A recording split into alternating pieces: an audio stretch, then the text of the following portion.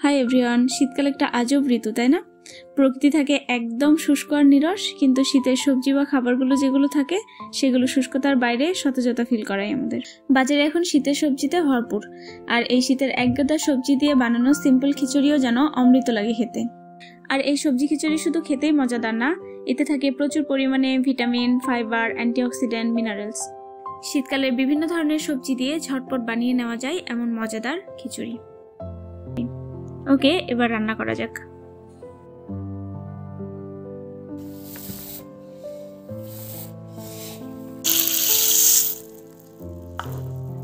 রান্নার শুরুতেই প্রথমে কি কি উপকরণ লাগছে দেখে নেই।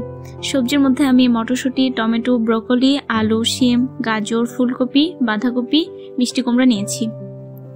এছাড়াও লাগছে চাল, ডাল, পেঁয়াজ কুচি, কাঁচামরিচ, আদা, রসুন, জিরা বাটা। আর গরম মশলার মধ্যে আছে ছোট এলাচ, বড় এলাচ, লবঙ্গ আর দারচিনি। রান্নার শুরুতেই প্যান গরম হলে তাতে তেল দিয়ে তেলটা হালকা গরম করে পেঁয়াজ, কাঁচামরিচ দিয়েছি। আমি কাঁচামরিচগুলো মাঝখানে ফালি করে দিয়েছি। আমি ফোড়নে একটু আস্ত জিরা দিয়েছি। খিচুড়িতে আস্ত জিরা খেতে মজাই লাগে। জিরা দেওয়ার পর গরম মশলাগুলো দিয়ে 30 সেকেন্ডের মতো ভেজে নেব। এতে গরম মশলার যে সুন্দর একটা গন্ধ আছে সেটা বের হয়ে আসবে। এবার এক এক করে আদা বাটা, রসুন বাটা, জিরা বাটাটা দিয়ে দিব। তারপরে হলুদ, শুকনো মরিচের গুঁড়া, লবণ দিয়ে একটু ভেজে অল্প একটু পানি দিয়ে মশলাটা ভালো মতো কষিয়ে নিব। আমি ভাই স্বাস্থ্য সচেতন মানুষ, খুবই কম তেলে রান্না করার চেষ্টা করি। এজন্য সবজি খিচুড়িতেও খুবই কম তেল দিয়েছি, যাতে সবজির প্রপার বেনিফিটটা পাই।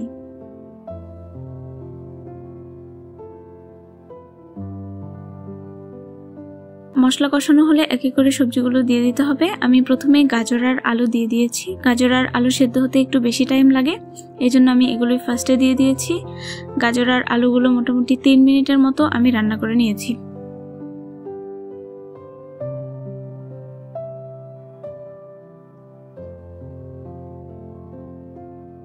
আলু গাজরের পর শিমগুলো দিয়ে দিয়েছি। শিমগুলো হালকা একটু সতে করে ফুলকপিগুলো দিয়ে দিতে হবে। ফুলকপি আর শিমগুলো মোটামুটি 3 মিনিটের মতো কষিয়ে নিয়েছি।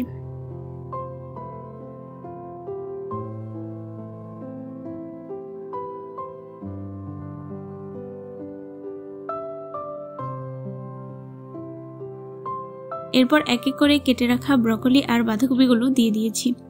সবজিগুলো আমি এক সাইজের করে কেটে নেওয়ার চেষ্টা করেছি।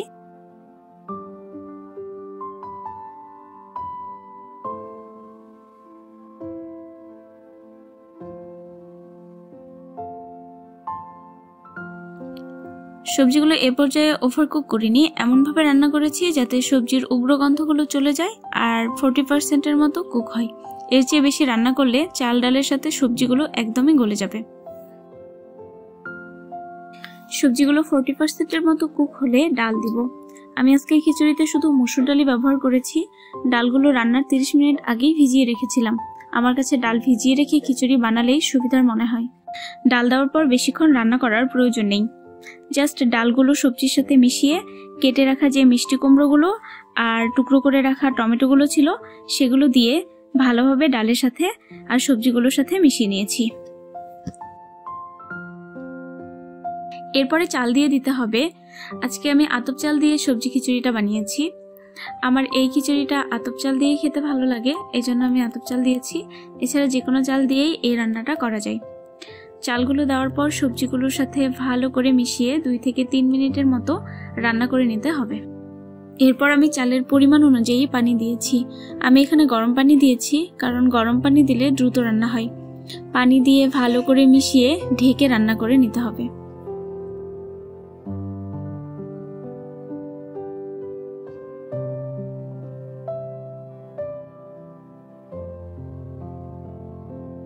পানি দেওয়ার পর 5 থেকে 7 মিনিট মিডিয়াম আঁচে রান্না করার পর মটরশুঁটিগুলো দিয়ে দেব। আজকে রান্নার সব উপকরণ ডেসক্রিপশন বক্সে দেওয়া আছে।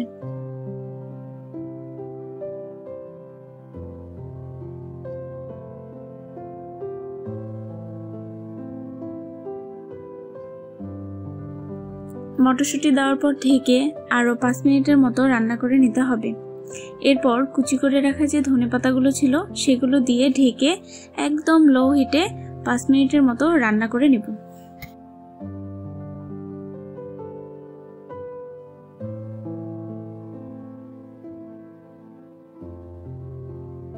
তারপর চুলা বন্ধ করে আরো 5 মিনিট রাখলে আমাদের মজাদার সবজি খিচুড়িটি রেডি। আপনারা কি জানেন খিচুড়ি শব্দটি কোন শব্দ থেকে এসেছে? আচ্ছা, আমি বলছি, খিচুড়ি শব্দটি সংস্কৃত শব্দ খিচ্চা থেকে এসেছে। এবার পরিবেশনের পালা। আমার মতো সবজি খিচুড়ি আর কার কার পছন্দ কমেন্টে জানাবেন। যদিও এই খিচুড়িতে আচার ছাড়া কিছুই লাগে না, তারপরও সুন্দর ভিডিও আর পিকচার আসার জন্য আমি একটুখানি বেগুন ভাজা আর ডিম ভাজা দিয়ে খিচুড়িটা পরিবেশন করেছিলাম। খিচুড়ি শুধুমাত্র আধুনিক যুগেরই খাবার না, সেই প্রাচীনকাল থেকে শুরু করে মধ্যযুগেও খিচুড়ি খাওয়ার প্রচলনটা বাঙালিদের মধ্যে ছিল। আপনারা জেনে অবাক হবেন যে সেই চাণক্যের লেখায় মৌর্য যুগের চন্দ্রগুপ্তের শাসনামলেও চাল ডালের মিশ্রণে তৈরি করা খিচুড়ির কথা উল্লেখ আছে।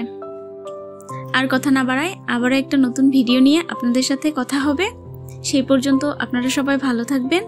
ভিডিওটি ভালো লাগলে লাইক, কমেন্ট এবং সাবস্ক্রাইব করবেন। ধন্যবাদ সবাইকে।